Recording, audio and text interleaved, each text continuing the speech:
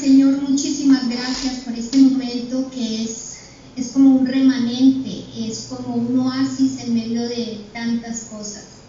Hoy te pedimos que nos ayudes a entender, que quites el cansancio, el agobio, el problema, todo de cada uno de nosotros, de este grupo tan hermoso, y nos dispongas en espíritu, alma y cuerpo a escuchar tu palabra, lo que tienes para nosotros, lo que quieres decirnos hoy.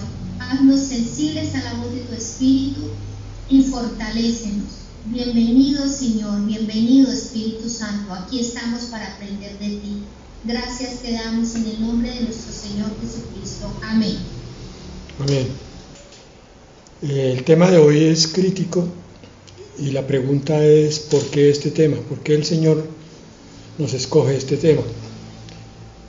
El nombre es saber obedecer. Miren que no estoy diciendo aprender a obedecer, porque es que el título está implicando algo. Que yo tengo es que aprender no a obedecer, sino saber obedecer. O sea, tengo que ser sabio para obedecer. Vamos a ver cómo nos desarrolla el Señor este tema y a través de la palabra. Sin embargo, tenemos que considerar algunas cosas. Yo no dejo de sorprenderme lo exacta que es la profecía bíblica. En la segunda de Timoteo, capítulo 3, versículo 1, está una conocidísima profecía sobre el temperamento o carácter de los hombres para estos últimos días. Allí hace la enumeración de unas características, creo que son 23, sobre la personalidad que va a caminar por las calles de este siglo XXI en el mundo. Si hay alguien interesado en conocer un poco el corazón de aquellos que no se someten a Dios y aún de los que se someten, lea por favor con calma y estudie esta palabra. Vamos a leer solamente el versículo 1 y 2 para arrancar. También debes saber que en los últimos días vendrán tiempos peligrosos. Habrá hombres amadores de sí mismos, es decir, muy egoístas, avaros, muy amantes del dinero y de las posesiones materiales, vanidosos, muy amantes de la apariencia física, soberbios, altivos, orgullosos, blasfemos, porque su boca es una alcantarilla continua, y desobedientes a los padres, que es el tema que nos ocupa hoy, junto con ingratos, sin ninguna gratitud hacia los demás y mucho menos hacia un Dios que no conocen, e impíos. La impiedad se basa en, como no se conoce la justicia de Dios, entonces se vive una vida completamente injusta y que ofende continuamente al Creador. Decíamos que para el tema de hoy el aspecto central es que dice allí desobedientes a los padres, pero hemos aprendido que la palabra hay que interpretarla en el entendimiento de lo que Dios quiere decir. Se está refiriendo a los progenitores como guías y como maestros del individuo, pero eso abarca también entonces a los profesores de colegio, de universidad, a las autoridades civiles, a las autoridades militares, a las autoridades de la iglesia. Hay una desobediencia continua y total.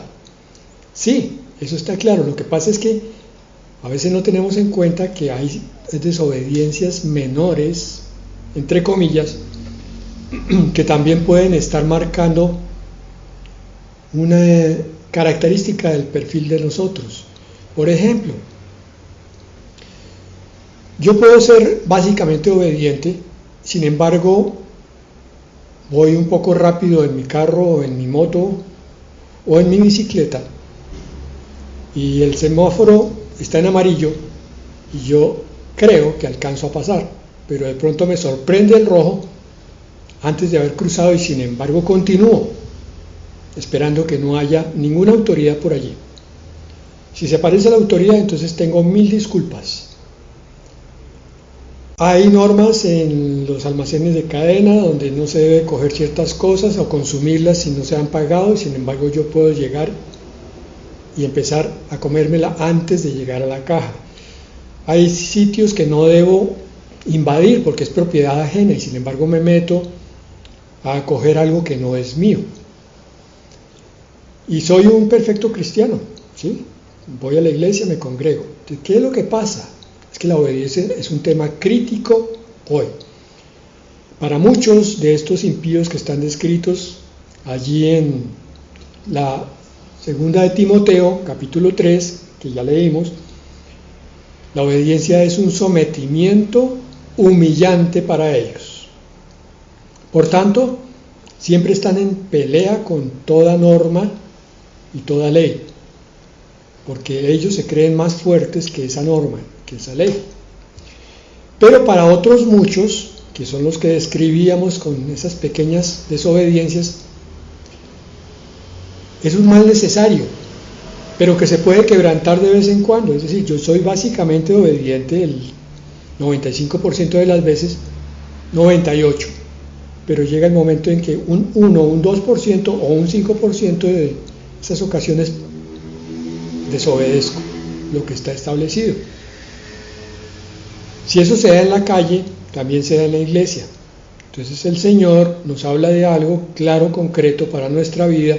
Él nos conoce, Él sabe por qué envía los temas que la congregación necesita, y entonces lo que yo hago es que tapo un poco mis oídos, no tanto los físicos que permanecen abiertos, pero mis oídos espirituales sí se cierran. Empieza a invadirme una neblina, una distracción y un adormecimiento. Entonces finalmente cuando termina la predicación no me acuerdo de qué fue lo que dijeron, porque mucho de eso iba para mí, pero no me convenía oírlo. El problema es que no podemos alegar falta de ejemplo, porque el máximo ejemplo es el Señor Jesucristo, la persona que obedeció a Dios siempre en un 100%, a Dios su Padre. Y lo hizo porque Él conocía cosas como secretos profundos de la obediencia que nosotros no miramos. Nosotros vemos la obediencia como una prohibición, como una mutilación de nuestra personalidad cuando estamos en el mundo. Cuando llegamos a los pies del Señor, empezamos a descubrir que uno de los más importantes requisitos para andar con Dios se llama obediencia. Entonces tenemos que tratar de enfilarnos en esa línea en la cual se nos dice que la obediencia es una bendición, que hay secretos que están allí en esa obediencia. Entonces miremos algunas de las enseñanzas del Señor con respecto a lo que Él quiere para nosotros como discípulos. Miremos el pasaje de Juan 14, versículos 18 al 24. Voy a leer simultáneamente la Reina Valera del 60 y después la Nueva Biblia al día, porque si bien es cierto que el pasaje de Reina Valera es muy claro, la Nueva Biblia al día le agrega un sentido mucho más profundo que nos va a servir muchísimo para entender la importancia de la obediencia. Versículo 18, primero Reina Valera: no os dejaré huérfanos, vendré a vosotros.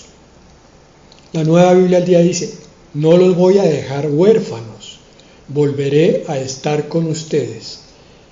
Como el lenguaje de la Nueva Biblia al día es mucho más coloquial, más actual y más personal, entonces empezamos a entender que esto es una promesa que el Señor Jesucristo hizo hace 2000 años, para que ni tú ni yo andemos solos, que el Señor Jesucristo está cumpliendo hoy mismo, en este mismo momento, esa promesa para ti.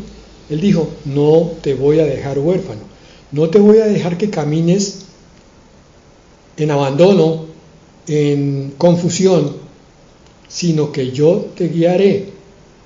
Pero tienes que entender que para que eso se pueda hacer, se requiere una altura espiritual que está más adelante descrita. Dice aquí, volveré a estar con ustedes. Se refería a que él iba a morir en la cruz e iba a abandonar a los discípulos durante 3 días, pero después iba a subir al cielo. Y aparentemente íbamos a quedar solos, porque el Espíritu Santo es muy especial en su personalidad y hermoso, pero es invisible.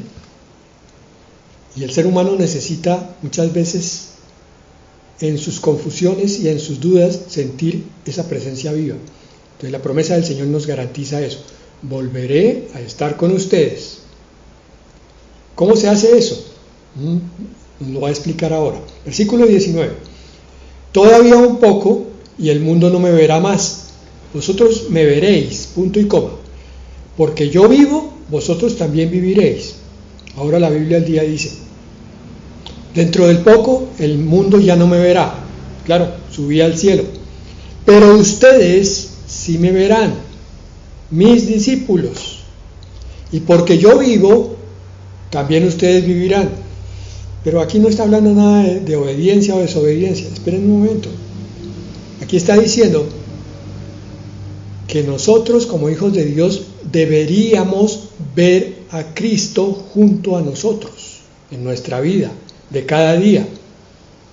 Por consiguiente,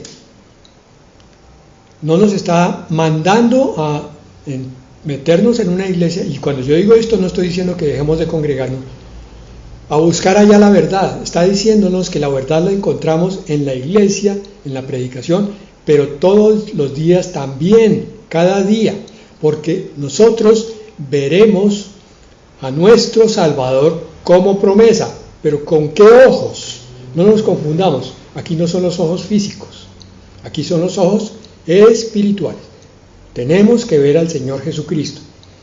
Y porque yo vivo, Él nos está empezando a dar la explicación, también ustedes vivirán. Es decir, porque Él muere, resucita por el poder del Espíritu Santo y la voluntad del Padre, y porque Él toma su propia vida, entonces esa vida es comunicada a nosotros, y antes que estábamos muertos en nuestros delitos y pecados, ahora estamos con una vida nueva. Yo no me canso de hacer énfasis en esto, porque el cristiano que mira con ojos mundanos, con ojos carnales, con ojos comunes y corrientes, es un cristiano que nunca va a encontrar a Cristo.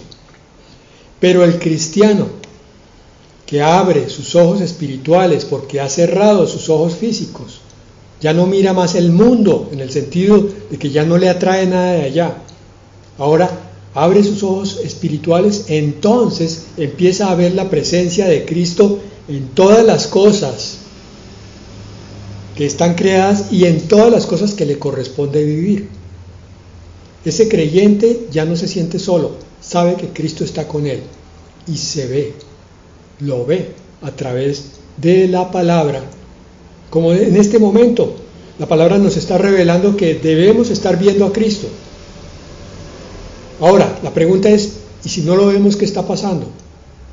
Puede haber 2 cosas. Una, que no tenemos fe, la fe adecuada, la fe bíblica. 2, como nos va a decir más adelante, porque no estamos en obediencia. Entonces, sí me verán los que creen en mí, dice la palabra, y los que me obedecen. Vamos a ver si eso es cierto. Y porque yo vivo, también ustedes vivirán. Con su vida eterna y su vida espiritual, nosotros tendremos entonces vida eterna y vida espiritual. Y eso afectará a nuestra vida física. Empezaremos a ver las cosas con otros ojos. Versículo 20. En aquel día vosotros conoceréis que yo estoy en mi Padre, y vosotros en mí, y yo en vosotros. Este requiere una explicación un poco más completa. La Biblia al día dice, en aquel día ustedes se darán cuenta, se refería a los discípulos, que cuando resucitara, iban a entender que el Padre y el Hijo eran uno, y que ustedes están en mí, y yo en ustedes. Eso es exactamente igual para nuestros días. Cristo está en ti y tú estás en Cristo si eres verdadero hijo de Dios. Imaginémonos esa transformación tan milagrosa de unos discípulos que estaban llenos de miedo cuando el Señor les dice que debe morir, llenos de miedo esa noche anterior, cuando el Señor toma el pan y dice: debo ser entregado por uno de ustedes. Llenos de miedo cuando están en el monte Gólgota, Cristo está orando y ellos se quedan dormidos. Y llenos de miedo al día siguiente cuando lo ven azotado y crucificado. Y sigue el miedo los siguientes 3 días cuando no lo ven en ninguna parte porque murió. Y siguen aún con miedo cuando Cristo resucita.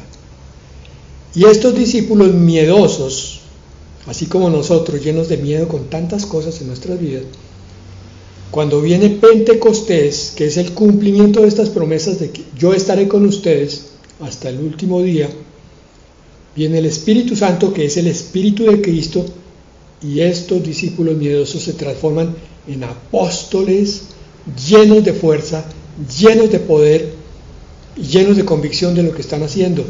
Y entonces despega la iglesia del Señor Jesucristo de una forma impresionante y empiezan a convertirse miles y miles en el mundo conocido.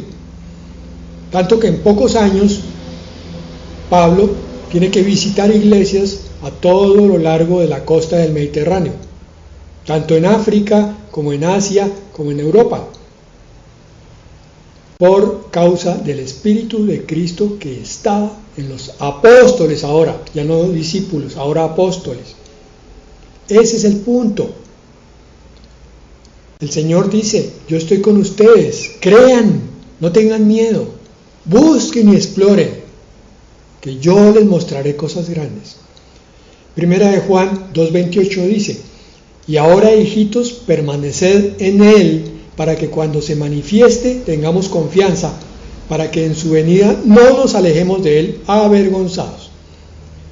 Aquí el centro de esta enseñanza de ese versículo es permanecer en Él, mantenernos en Cristo para que Él nos llene, nos transforme, nos dé su gracia, de tal manera que cuando Él venga por su iglesia estemos de pie, sin vergüenza de pecado, diciendo: Señor, te hemos esperado y tú nos has santificado. Aquí estamos vestidos de ropa blanca para ti.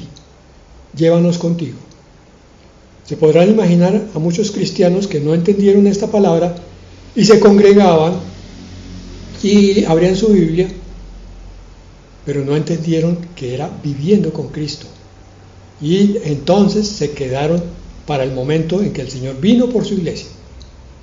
Dice Juan 6:56: el que come mi carne y bebe mi sangre, en mí permanece y yo en él. Hay una prédica de hace un tiempo en que explicábamos qué es comer la carne de Cristo. La carne de Cristo es su porción humana, pero sin pecado. Es la porción de las emociones, de los pensamientos, de los sentimientos, de todo el intelecto de Cristo, sin pecado, como ejemplo en los evangelios, para que nosotros, creyendo en ese Cristo, a través de la palabra lo comamos, lo introyectemos, lo metamos dentro de nosotros, creyendo que Él nos va a transformar, y así como la comida se convierte en sangre y en músculo y en huesos, esta comida espiritual se convierta en vida espiritual en el creyente, la carne de Cristo, la parte humana. Pero también dice mi sangre, la sangre que es vida, en la que mora la vida, dice la palabra, y la sangre que se derrama para el perdón de pecados, para salvación. Entonces la sangre me limpia a mí de pecado, pero también me restaura porque me salva de todas mis cárceles, de mis prisiones, de mis cadenas, de las maldiciones generacionales, de todo me salva. Y yo lo creo, entonces estoy viendo mi transformación cada día, sintiéndome más y más libre de tantas cosas que se ven en los esclavos de este mundo. ¿Han visto a los esclavos de este mundo con ojos espirituales? ¿Han visto cómo estos esclavos andan detrás de la plata porque creen que la plata es lo que les va a hacer felices y se llenan de plata y no son felices? Y por llenarse de plata abandonan la familia y entonces tampoco son felices en la familia. y mueren infelices. ¡Qué esclavitud tan tremenda! Solo por la plata. Y así hay infinidad de esclavitudes. Esclavitud de pensamiento. Se acuestan, se levantan, viven todo el día llenos de miedos, esclavos del miedo. Y no han pensado que hay un Salvador que los puede liberar de eso. Señor, quítame el miedo crónico que tengo. Tú eres mi libertador. Bien, volvemos a Juan 14, que dice en el versículo 21. Aquí está la parte central, llegamos. El que tiene mis mandamientos y los guarda, ese es el que me ama. Uy. El Señor está definiendo aquí el amor, ese mandamiento grande que Él dice en el Antiguo Testamento: yo, Yahweh, soy tu Dios. Por tanto, no tendrás dioses ajenos delante de mí. Y el Señor Jesucristo explica: un mandamiento grande os doy. Amarás al Señor tu Dios con todo tu corazón, con toda tu mente, con toda tu alma y con todas tus fuerzas. Y uno se pregunta: ¿y cómo es ese amor? ¿Cómo se siente? Y esa pregunta lo distrae continuamente de entender que el amor se manifiesta principalísimamente por obediencia. Aquí está. Ese es el que me ama. ¿Cuál? El que tiene mis mandamientos y los guarda. Y el que me ama será amado por mi Padre, y yo le amaré y me manifestaré a él. ¿Ve? Si era cierto lo que decíamos atrás, que el Señor iba a estar en comunión permanente con aquel que lo obedeciera. Leamos la Nueva Biblia al Día a ver qué nos dice. El que hace suyos mis mandamientos ya no los obedece por obligación, sino ahora los toma para su vida porque entiende algo. ¿Qué? Ya veremos eso más adelante. ¿Qué es lo que entiende el que hace suyos sus mandamientos y los obedece? Ese es el que me ama. Amor igual obediencia. Obediencia igual amor. Una ecuación celestial. Apréndetela. Complicadísima. ¿Sí? Complicada para la carne y la razón, pero sencillísima para el espíritu. Y al que me ama, continúa el versículo 21, mi Padre lo amará y yo también lo amaré y me mostraré a él. Por eso era que no entendíamos que podíamos ver a Cristo ahora con nuestros ojos espirituales.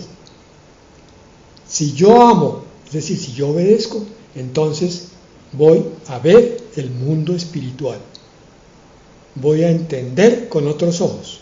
Todo el libro de Proverbios, que es sabiduría, se me va a abrir como un tesoro resplandeciente. Voy a empezar a entender por qué mi vecino se comporta así, por qué mi hermano o mi primo no quieren llegar a los pies del Señor. No los voy a juzgar y entonces los voy a comprender y los voy a ayudar. Porque ahora estoy mirando con los ojos de Cristo. Me manifestaré a él, dice, me mostraré a él. Es la promesa que está en Apocalipsis 3:20. He aquí, yo estoy a la puerta y llamo. Continuamente, cada día, el Señor viene a tu corazón a golpear en la puerta, solamente que a veces estamos tan ocupados en tantas cosas mundanas, pero increíblemente también tan ocupados en tantas cosas espirituales. A veces estamos ocupadísimos haciendo un estudio teológico profundo, y Cristo no está por ahí. No lo hemos invitado. Señor, yo quiero entender esta verdad con este libro de teología, con esta Biblia y con tu presencia, Señor. No salga yo diciendo, no, es que ese pastor o maestro de teología es increíble. No. Es el Señor. El Señor es el que va a traer revelación a tus ojos. El maestro puede ser excelente, el maestro humano, pero si tú no recibes revelación, puedes estar 5 años ciego con respecto a esa enseñanza que el Señor, que el maestro humano te está enseñando hoy.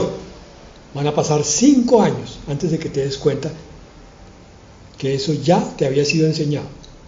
En cambio, si estás unido a tu Señor, porque vives con Él, porque lo amas, entonces Él dice, me manifestaré, y como tal, golpeo a tu puerta, y si alguno oye mi voz y abre la puerta, entraré a Él y cenaré con Él y Él conmigo.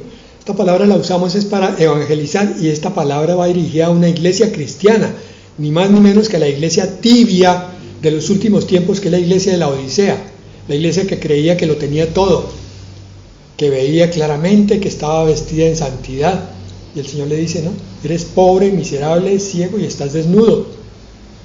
Si tú abres la puerta, iglesia, porque es que tienes una iglesia cristiana sin Cristo, yo entraré a ti, a cada creyente de tu iglesia, y tendrás banquete conmigo, empezando por banquete de la palabra y después por banquete de bendiciones, banquete de presencia. Por eso dice, y Él conmigo, tú con Él y Él contigo.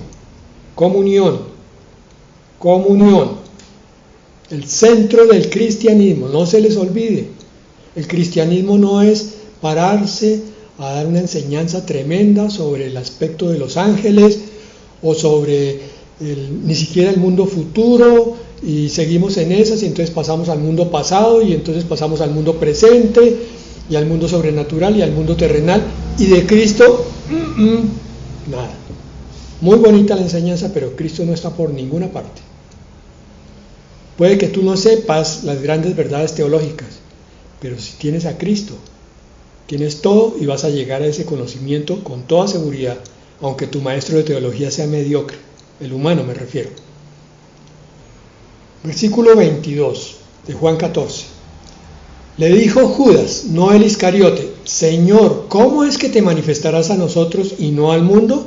Eso está pasando hoy. La Biblia ya dice, Judas, no el Iscariote, le dijo, Señor, ¿por qué te mostrarás a nosotros y no al mundo? ¿Qué tal esta encuesta? Imagínense entramos a una iglesia de 10 personas, a una de 100, a una de 1000 y a una de 10,000. Y le decimos, ¿Cristo se está mostrando en su vida? Yo les garantizo que muchos van a decir, sí, claro, Cristo se manifiesta, claro, a mí se me eriza la piel cuando hay una alabanza. Uy, es que tremenda enseñanza la del pastor. No, hermano, yo no estoy preguntando eso. Te estoy preguntando si Cristo se muestra en tu vida todos los días como prometió, que no te dejaría solo, que tendrías compañía, que tendrías esperanza, que tendrías claridad en tu caminar. Porque el Dios eterno del universo, en la forma del Hijo, se manifiesta en tu vida todos los días. Porque no te cuesta trabajo hablarle. Señor, gracias por eso que me diste hoy, por lo que me vas a dar esta noche como reposo, por la bendición que trajiste. Gracias, Señor, por lo hermoso que pusiste en mi vida a través de mi familia, de mi vida, de mi trabajo. Esa oración que sale espontánea porque tú estás con los ojos abiertos y estás viendo continuamente las bendiciones del Señor puestas ahí, materializadas, las bendiciones que se ven y las que no se ven también, las sobrenaturales, las que entiendes y las que no entiendes, las ves. Hay bendiciones que no se entienden, sino hasta que pasa un tiempo. Y tú dices, gracias, Señor, no sé por qué esta persona vino a decirme esto, no lo entiendo hoy, pero sé que lo entenderé después. Te mostrarás a nosotros y no al mundo. Ustedes le dicen esto a un incrédulo y queda mirándote con cara de psiquiatra y tú de paciente. Tú estás loco.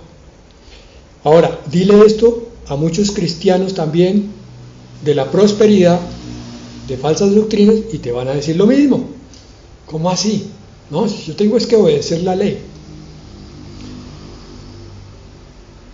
Recuerden ustedes que estamos en el pleno cumplimiento de dos cosas. El Señor dijo, cuando el Hijo del Hombre venga, ¿hallará fe en la tierra? Se estaba preguntando, ¿cuántos verdaderos cristianos hallaré cuando yo llegue? Y estaba también diciendo, con respecto a lo que Pablo habla de la apostasía, dice, y no vendrá, refiriéndose al espíritu del anticristo, sin que antes venga la apostasía. Y la apostasía es ese movimiento mundial por el cual muchos se están yendo de la iglesia porque no encuentran respuesta ahí, porque no la quieren encontrar, porque en su terquedad no quieren obedecer a Dios. Y otros muchos se quedan en la iglesia pero con un corazón congelado, frío, ritual, un corazón que no siente la presencia del Señor. Termina este pasaje y nosotros terminamos por hoy la parte que corresponde a hoy, lo continuamos mañana. En el versículo 24, la conclusión, para que quede totalmente clara, el Señor Jesucristo, parado frente a sus discípulos, a sus amados, al círculo íntimo, le dice ahora el mismo enunciado que había dicho antes, en el versículo 23, pero ahora lo dice en forma negativa. El que no me ama, no guarda mis palabras. La Nueva Biblia al día dice, el que no me ama, no obedece mi palabra, me desobedece. Pero es que yo obedezco en el 90%.